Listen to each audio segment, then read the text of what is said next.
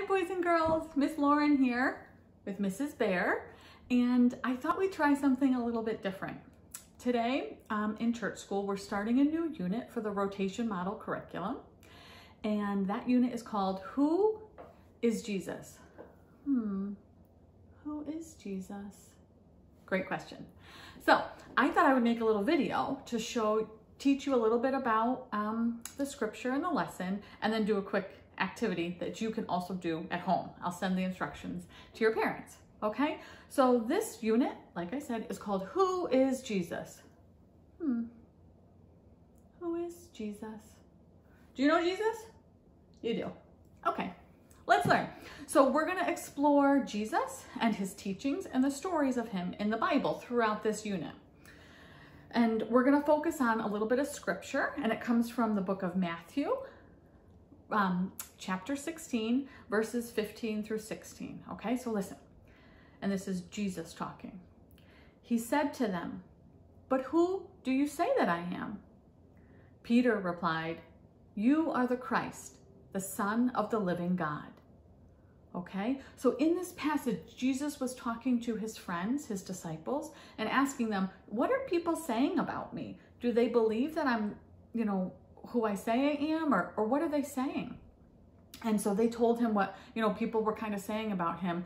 But Peter said to Jesus, "You are the Christ. You are the Son of God, and we believe you, and we want to help you." And so that was a really big part, important part of the Bible, when the disciples really believed and named him as Jesus, the Christ. Okay, so all right, today for the activity, we're going to do science. So pretend you're in the science room at church, and the supplies you'll need are a bowl or a container of some sort that can hold some water. You can see in the bowl here, I've got the bowl about half full of water. You can fill it up with water with your adult, whatever feels right to you. That doesn't matter. You need some tin foil, and you can see here just like little tin foil squares, and you're gonna kind of fold up the edges to make like a little boat.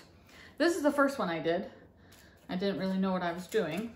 And then I tried it again, and I got this one, which came out, I think, a little bit better. And you're just gonna kind of fold up the sides, fold them over. It doesn't have to be perfect at all. I would say let each of the kids try and make one themselves, okay?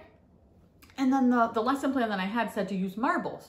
Well, I don't have any marbles at home, so I went looking, and shh, don't tell my kids I borrowed their Hatchimals. This is a kitty in a basket, a crab with a pretty shell, a kitty hybrid mermaid winking with wings. Oh, these Hatchimals. And then this, I think, is a platypus or a duck/beaver with wings. I don't know, but anyway. So a couple of those, all right? And I want to try something. What do you think will happen if I drop this in the water? Go ahead, shout it out. What do you think, Mrs. Bear? You think it will sink or float or jump out of the water? All right, let's try. What happened? Sunk. Woo, hello, little kitty. All right, let's try the mermaid, because mermaid kitties, I think mermaid kitties can swim, right? Let's see if he swims. Oh, no, he sunk too. All right, let's try our little tin foil boat. What do you think will happen when I put the tin foil in?